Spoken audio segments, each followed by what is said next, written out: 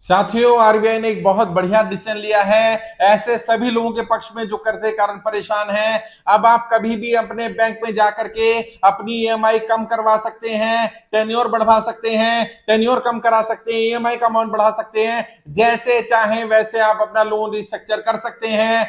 RBI ने सभी बैंकों को इंस्ट्रक्शन दे दी है और ये हमारी बहुत बड़ी जीत है। साथियों, हम यही तो मांग कर रहे थे। जो व्यक्ति जब लोन लेता है तब की स्थिति और वर्तमान स्थिति में अंतर हो सकता है। उस समय हो सकता है उसका व्यापार चल रहा हो, नौकरी चल रही हो सकता है आज व्यापार ना रहा हो, कमाई ना रही हो, नौकरी छूट गई हो, तो कम से कम आज की परिस्थितियां देखते हुए उसकी ईएमआई को कम कर दिया जाए या उसके टेन्योर को बढ़ा दिया जाए, या अगर वो ईएमआई को बढ़ाना चाहता है तो ईएमआई का अमाउंट बढ़ा दिया जाए, ड्यूरेशन कम कर दी जाए। अगर उसको लग रहा है 1 साल 2 साल में वो लोन समाप्त करना चाहता है, उसको ये ऑफर देनी चाहिए। अब आरबीआई ने दे दिया है, आरबीआई ने नया सर्कुलर जारी किया। मैं यहाँ वो सर्कुलर की कॉपी भी शेयर कर दूंगा, लिंक भी शेयर कर दूंगा, ताकि आपको पता रहे। आप अपने बैंक में जाकर बात कर सकते हैं, अपनी ईएमआई को कम करवा सकते हैं। मान लीजिए आपकी 20,000 25,000 की ईएमआई जाती है और आपको लग रहा है आपकी ईएमआई अगर 10,000 हो जाए, 8,000 हो जाए, आप आराम से भर देंगे, तो आप बैंक में लेटर लिखिए और बैंक में बताइए आरबीआई का नया सर्कुलर है, उस सर्कुलर के आधार पर मैं चाहता हूं मेरी ईएमआई का अमाउंट कम कर दिया जाए, भले ही मेरा ड्यूरेशन बढ़ा दिया जाए। बैंक कह सकता है कि आपके ऊपर ज्यादा ब्याज लगेगा, आपको 5 साल ज्यादा पैसा देना पड़ेगा।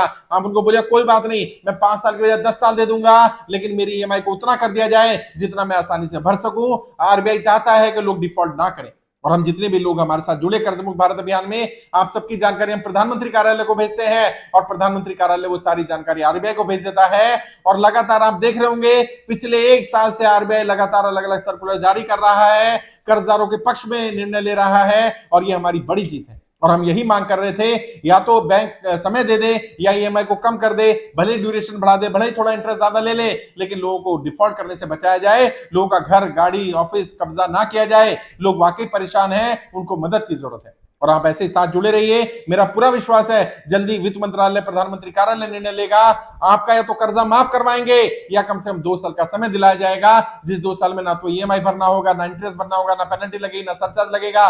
और जितने भी आपके ऊपर पेनल्टी सरचार्ज इंटरेस्ट पर इंटरेस्ट लगाया गया है वो सब भी समाप्त करवाया जाएगा। या तो सरकार लोन माफ करेगी या 2 साल का समय मिलेगा, कोई ना कोई एक ऑप्शन मिलने वाली है। अभी हम लोग सुप्रीम कोर्ट जाने वाले हैं, सुप्रीम कोर्ट में पीआईएल लगा रहे हैं और वहां भी यही मांग कर रहे हैं जब बड़े बड़े उद्योगपतियों को राहत दी जा सकती है, अमीरों का लाखों करोड़ रुपए का लोन अंडरराइट किया जा सकता है, राइट ऑफ किया जा सकता है, उनको राहत दी जा सकती है, तो आम जनता से ऐसी क्या दुश्मनी है? आम जनता ने क्या बिगाड़ा है? आम जनता को राहत क्यों नहीं मिल सकती? आम जनता को भी राहत मिलनी चाहिए। मैं समझता हूं आरबीआई का एक बहुत बढ़िया निर्णय है। आरबीआई को निर्णय पहले ले लेना चाहिए था और बैंकों को निर्देश देना चाहिए था, और अभी भी आरबीआई को चाहिए सभी जिन लोगों के लोन अकाउंट चल रहे हैं सभी से बैंक बात करें और जिनको ईएमआई कम कराने की जरूरत है उनकी ईएमआई कम कराई जाए, लोगों का घर गाड़ी ऑफिस कब्जा ना किया जाए। आरबीआई इसमें इंस्ट्रक्शन देगा तो बैंक जरूर मानेंगे। और अब आपके लिए भी ये ऑफर है, आप जाकर बैंक में बात कर सकते हैं और बैंक को आरबीआई का सर्कुलर दिखा सकते हैं। सभी बैंकों को आरबीआई की बात माननी पड़ेगी, कोई गलत कदम नहीं उठाना। मैंने बार बार कहा है, आप कर्जे दलदल फंसे, आपकी गलती नहीं है, इसके लिए सरकार की गलत नीतियां जिम्मेदार है। अपने आप को दोष मत दीजिए, अपने आप को दोषी मत ठहराइए, कोई गलत कदम मत उठाइए। मैं आपकी लड़ाई लड़ रहा हूं, मैं निकालूंगा आपको कर्जे दलदल से पूरी तरह बाहर, मैं उतरवाऊंगा आपका कर्जा।